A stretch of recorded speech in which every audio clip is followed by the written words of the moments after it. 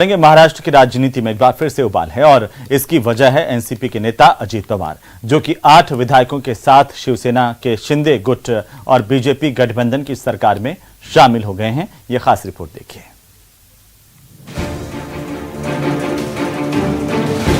महाराष्ट्र की राजनीति में एक बार फिर उबाल है और इसकी वजह एनसीपी नेता अजीत पवार हैं, जो 8 विधायकों के साथ शिवसेना शिंदे गुट बीजेपी गठबंधन सरकार में शामिल हुए हैं। अजीत पवार ने डिप्टी सीएम के तौर पर शपथ भी ली। शपथ लेने वाले विधायकों में एनसीपी नेता छगन भुजबल भी शामिल हैं। इस दौरान राजभवन में इस मौके पर एनसीपी के वरिष्ठ नेता और हाल ही में कार्यकारी अध्यक्ष बनाए गए प्रफुल्ल पटेल भी थे। बताया जा रहा है कि राजभवन में जो समर्थन पत्र जमा किया गया है, उसमें अजीत पवार ने अपने पास 40 एमएलए बताए हैं। पार्टी में इस बगावत के बाद शरद पवार एक्शन में हैं। उन्होंने प्रफुल्ल पटेल और सुनील तटकरे को पार्टी की सदस्यता से बर्खास्त कर दिया। सितंबर 2022 में पार्टी का नेशनल एक अधिवेशन हुआ था। उस अधिवेशन में के बाद पहली बार राष्ट्रवादी कांग्रेस पार्टी के उपाध्यक्ष के नाते, क्योंकि ये पोस्ट पहले नहीं थी, मुझे नियुक्त किया गया था और उस अधिकार के अंतर्गत मैंने राष्ट्रीय कार्यकारी अध्यक्ष के नाते उसमें महाराष्ट्र की जिम्मेदारी आज से श्री सुनील तटकरे जी को देने का फैसला किया है और वो पत्र उनको मैं अभी यहां पर आप सभी के सामने देने वाला हूं। इस सियासी उलटफेर के बाद अब एनसीपी पर कब्जे की जंग शुरू हो चुकी है। प्रफुल्ल पटेल ने दावा किया है कि अजीत गुट ही एनसीपी है। इतना ही नहीं, अजीत पवार गुट ने शरद पवार के करीबियों को पद से भी हटा दिया। जयंत पाटिल को हटाकर सांसद सुनील तटकरे को पार्टी का प्रदेश अध्यक्ष बनाया है।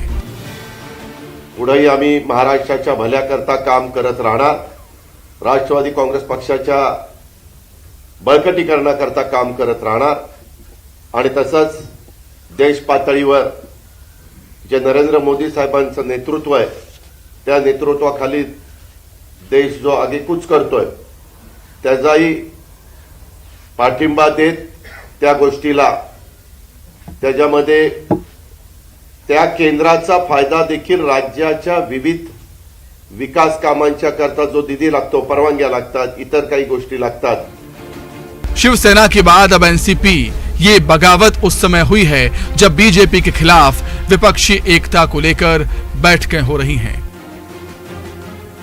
लेकिन इस बगावत के बाद बीजेपी और भी मजबूत होती नजर आ रही है। अब देखना है कि इस बगावत के बाद सियासत क्या मोड़ लेती है। Bureau report, news 18।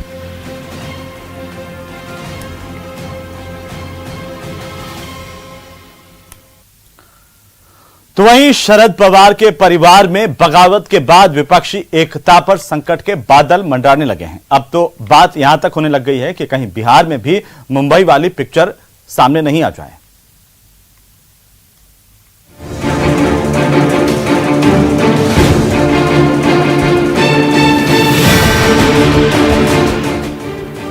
एनसीपी में टूट, शरद पवार खेमे में हड़कंप। शरद पवार आगे क्या करेंगे?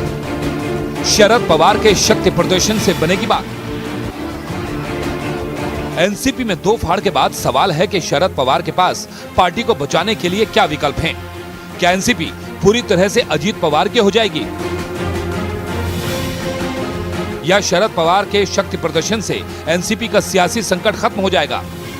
पार्टी में टूट के बाद शरद पवार ने तो यहां तक कह दिया है कि पार्टी में विधायकों की टूट नहीं, चोरी नहीं, डकैती है। वैसे एनसीपी ने विधानसभा स्पीकर से 9 बागी विधायकों को अयोग्य ठहराने की मांग की है। डिस्क्वालिफिकेशन पिटीशन हमने भेजा है और व्हाट्सएप पे भी मैंने उनको कॉपी भेजी है डिस्क्वालिफिकेशन की। फिजिकली भी उनको डिस्क्वालिफिकेशन का हमारा पिटीशन फिजिकली भी पहुंचाने की व्यवस्था हमने अभी की है। इलेक्शन कमीशन ऑफ इंडिया को हमने लेटर लिख के ये कहा है कि हमारे इसमें 9 लोगों ने ऐसा किया है। एनसीपी नेता अजीत पवार की बगावत के बाद एनसीपी में सियासी भूचाल आ गया। अजीत पवार ने रविवार को कई विधायकों के साथ बगावत कर ली और एनडीए में शामिल हो गए। एनसीपी ने इसे बीजेपी की साजिश बताया और बीजेपी पर एनसीपी को तोड़ने का आरोप लगाया। पार्टी का विषय नहीं है, एक विचार सरणी का विषय है। बीजेपी का हर वक्त प्रयास यही होता है कि आगे जो कंपटीशन है वो कंपटीशन को कहीं ना कहीं तो खत्म करनी चाहिए। उधर खबर है कि अजीत पवार ने दावा कर दिया है कि उनके साथ एनसीपी के 40 विधायकों का समर्थन है, जबकि एनसीपी में बड़ी फूट से पार्टी में खलबली मच गई। उधर कानून के कई जानकार एनसीपी में पड़ी फूट को पिछले साल शिवसेना में जैसा हुआ उससे तुलना कर रहे हैं। शिवसेना के ज्यादातर विधायक एकनाथ शिंदे के साथ खड़े हो गए थे और देखते ही देखते महाराष्ट्र की उद्धव ठाकरे की सरकार गिर गई और शिवसेना पर पूरी तरह से एकनाथ शिंदे का कब्जा हो गया। हालांकि मामला अभी भी कोर्ट में लंबित है, जबकि अजीत पवार की बगावत के बाद एनसीपी के कार्यकारी अध्यक्ष सुप्रिया सुले ने तंज कसा है। अभी देखते, आज ही तो हुआ है भैया, बच्चा अभी तो पैदा हुआ है कि थोड़ा सांस तो लेने दो, देखते आगे आगे क्या होता है। जबकि महाराष्ट्र की राजनीति को समझने वाले कई विश्लेषक दावा कर रहे हैं कि लोकसभा चुनाव से पहले बीजेपी ने बड़ा दांव खेल दिया है। पहले शिवसेना और अब एनसीपी में फूट का फायदा बीजेपी को हो सकता है। अजीत पवार महाराष्ट्र की सियासत पर अच्छी पकड़ रखते हैं, जबकि बीजेपी और एकनाथ शिंदे गुट मिलकर विपक्ष के लिए मुश्किल खड़ी कर सकते हैं।